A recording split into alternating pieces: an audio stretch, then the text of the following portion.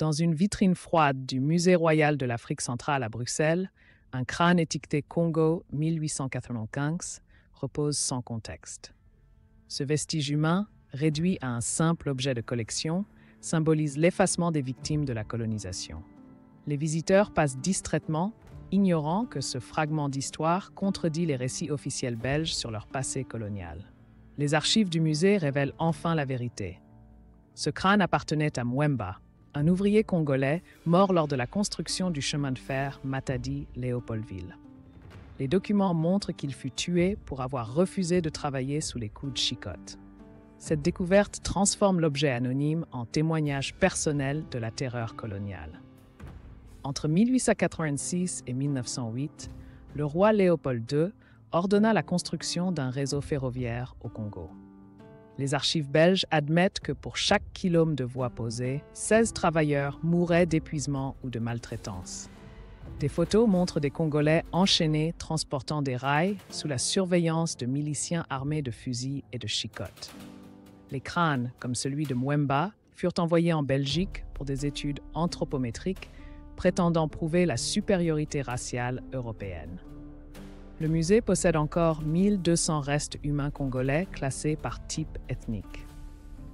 Cette collection macabre, jamais exposée au public, révèle comment la science fut instrumentalisée pour légitimer le génocide. Depuis 2018, des activistes congolais exigent le retour des restes humains. Pourtant, le musée argue que ces spécimens ont une valeur universelle.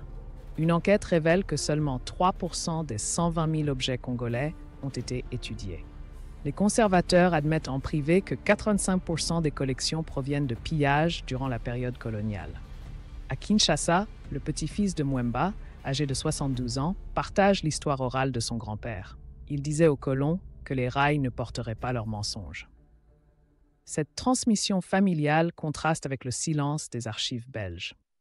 Pour lui, le crâne au musée n'est pas un artefact, mais un ancêtre à enterrer dignement. La Belgique invoque une loi de 1951 interdisant la sortie des biens culturels. Pourtant, en 2021, l'Allemagne a restitué 20 crânes à la Namibie, créant un précédent. Les experts notent que 88% des restes humains africains en Europe proviennent de contextes violents. Le gouvernement belge refuse toujours de légiférer sur ces restitutions. Le musée ethnologique de Berlin a créé un comité mixte avec des représentants namibiens pour identifier les restes humains. Chaque restitution s'accompagne de cérémonies et de recherches historiques collaboratives.